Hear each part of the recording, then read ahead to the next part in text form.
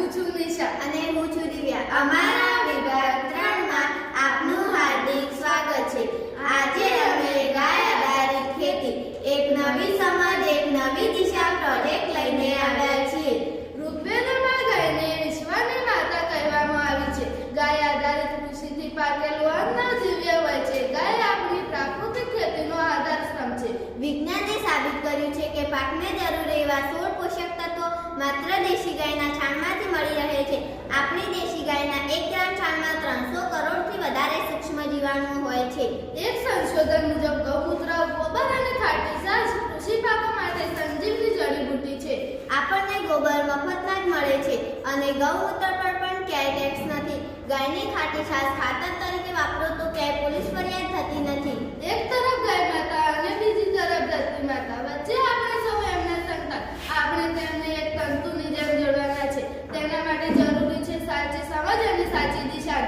તેથી આજે અમે લઈને આવ્યા છીએ ગાય આધારિત કૃષિમાં બીજામૃત, જીવામૃત અને પાકના સંરક્ષણ માટેના અસ્ત્રો.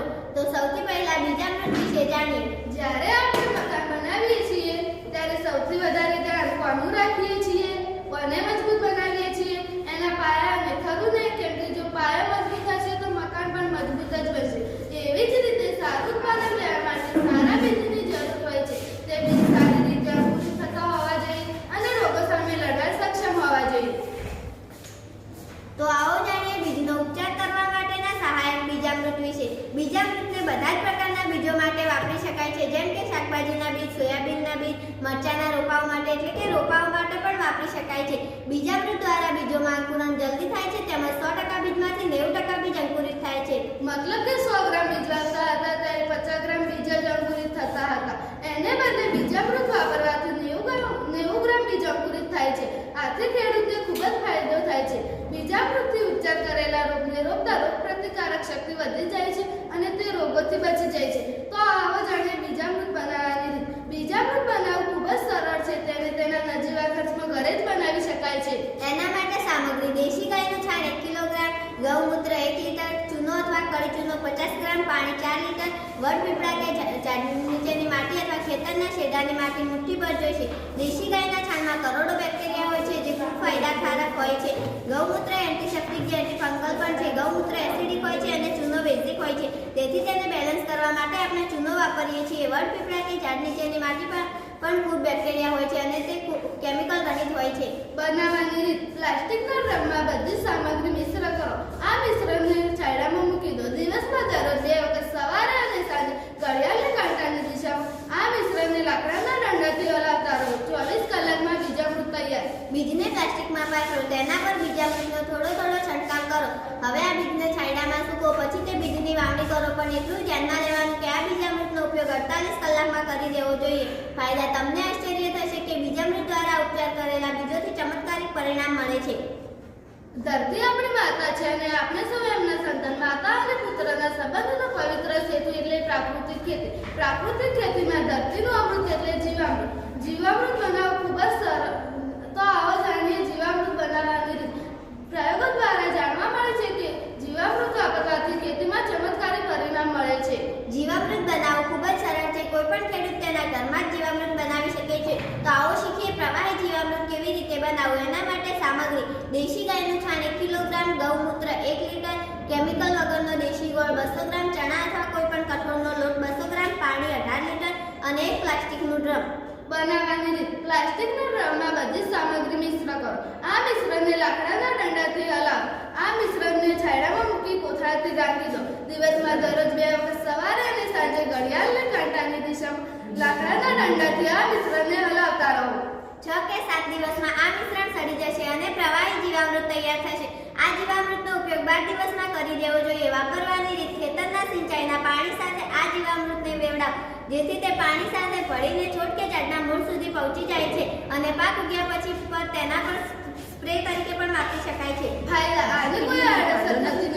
રાસાયણિક ખાતરનો ઉપયોગ કરી ધરતી માતા અને માનવજાતના સ્વાસ્થ્ય પર ઊભો થયેલો ખતરો ટાળી શકાય છે. જીવામૃત એ પાક માટેનું અમૃત છે. તેનાથી બંને જમીનને ઉપજાઉ જમીન બનાવી શકાય છે. હવે આપણે ગંધ વિશે જાણીએ. ઘન જીવામૃત બનાવવા માટે આપણને આ રીતની સામગ્રીની જરૂર પડે. દેશી ગાયનું છાણ 1 કિલોગ્રામ, ગૌમૂત્ર 1 લીટર, દેશી ગોળ 200 ગ્રામ, ચણા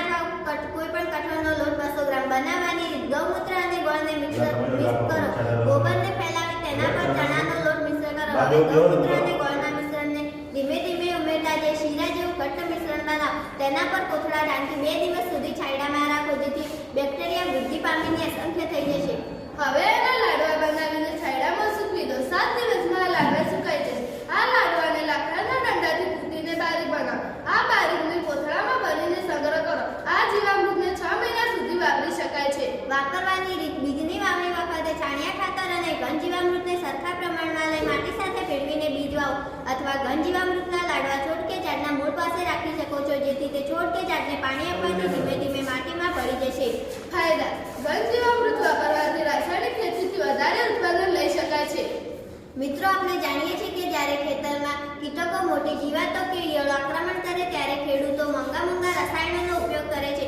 એક બાજુ આ રસાયણો વાપરવાથી પાકના ઉત્પાદનો ઝેરી થઈ જાય છે અને બીજી બાજુ ઘણો ખર્ચ પણ આવે છે. જ્યારે આપણે નિમાસ્ત્ર બનાવીને કીટકોનું નિયંત્રણ આસાનીથી રાખી શકાય છે, જે ખેડૂત ભાઈઓ પોતાના ઘરે 0 ખર્ચમાં બનાવી શકે છે. તો આવો જાણીએ નિમાસ્ત્ર બનાવવાની રીત. એના માટે સામગ્રી: લીમડાના લીલા પાન 1 કિલોગ્રામ, ગૌમૂત્ર 1 લીટર, દેશી ગાયનું છાણ 200 ગ્રામ, પાણી 20 લીટર. બનાવવાની રીત: એક પ્લાસ્ટિકનું ડ્રમ લો, તેમાં 20 લીટર પાણી લો. હવે તેમાં લીમડાના પાન ખાંડીને નાખો. ગૌમૂત્ર અને ગોબરને મિશ્ર કરો. લાકડાના દંડાથી હલાવો. હવે તેને છાંયડામાં રાખો. દરરોજ દિવસમાં 3 વાર લાકડાના દંડાથી ઘડિયાળના કાંટાના દિશામાં હલાવો. 48 કલાકમાં નિર્માસ્ત્ર તૈયાર. કપડાથી ગાળી બોટલમાં ભરી દો. ફાયદા: કૃષિયા પ્રકારની જીવાતો તેમજ નાની ઓળાના નિયંત્રણ માટે. જેવી જ રીતે બ્રહ્માજીનું અસ્ત્ર બ્રહ્માસ્ત્રથી મોટા શત્રુઓને હરાવી શકાય છે, તેવી જ રીતે બ્રહ્માસ્ત્રથી કીટનાશક અને કીટકોનો નાશ થઈ શકે છે. તો આવો શીખીએ બ્રહ્માસ્ત્ર બનાવવાની રીત. સામગ્રી: માટલું 1, ગૌમૂત્ર 1 લીટર, ગોબર 1 કિગ્રા, કરેજના પાન 200 ગ્રામ, લીમડાના પાન 200 ગ્રામ, સફેદ ધતુરાના પાન 200 ગ્રામ, બેલીપત્ર 200 ગ્રામ. આમાંથી કોઈ પણ 5 પ્રકારના પાન વાપરી શકાય છે. બનાવવાની રીત: 1 લીટર ગૌમૂત્ર લો, એમાં બધા જ પાન ખાંડીને નાખો. હવે આ મિશ્રણને ઢાંકીને ઉકાળો. 3-4 ઉભરા આવ્યા પછી તેને ઉતારી લો. 48 કલાક સુધી ઠંડુ થવા દો. હવે તેને કપડાથી ગાળીને બોટલમાં ભરી દો. બ્રહ્માસ્ત્ર તૈયાર. વાપરવાની રીત: જ્યારે ખેતરમાં કીટકો, મોટી જીવાતો કે ઈયળો આક્રમણ કરે તેના શરૂઆતથી છંટકાવ કરો. જો આ કીટકો, મોટી ઈયળો આજુબાજુના ખેતરમાં આક્રમણ કરે તો પણ તમારે છંટકાવ શરૂ કરી દેવાનું છે. 10 લીટર પાણીમાં 250 મિલી બ્રહ્માસ્ત્ર મિક્સ કરી છાંટો. ફાયદા: કીટકો, મોટી જીવાતો કે ઈયળો નાશ થઈ જશે. ફૂગનાશક દવા: 10 લીટર પાણીમાં 300 મિલીલીટર ખાટી છાશ ભેળવીને પાક પર છંટકાવ કરવો. આ ફૂગનાશક છે, વિષાણુ રોધક છે અને ખૂબ જ સારું કામ કરે છે. અગ્નિઅસ્ત્ર કપાસના ફળોની ઈયળો માટેનું રામબાણ ઇલાજ. ના થડ અથવા ડાળીઓમાં રહેતા કીટકો, તેની કળીઓમાં રહેતી જીવાતો, તેના ફળોમાં રહેતી જીવાતો, કપાસના કાલામાં રહેતી જીવાતો તેમજ બધા જ પ્રકારની મોટી જીવાતો અને ઈયળો માટેનું રામબાણ ઇલાજ. સામગ્રી: ગૌમૂત્ર 2 લીટર, લીલા મરચાં 50 ગ્રામ, લસણ 50 ગ્રામ, લીમડાના પાન 500 ગ્રામ, તમાકુ 100 ગ્રામ.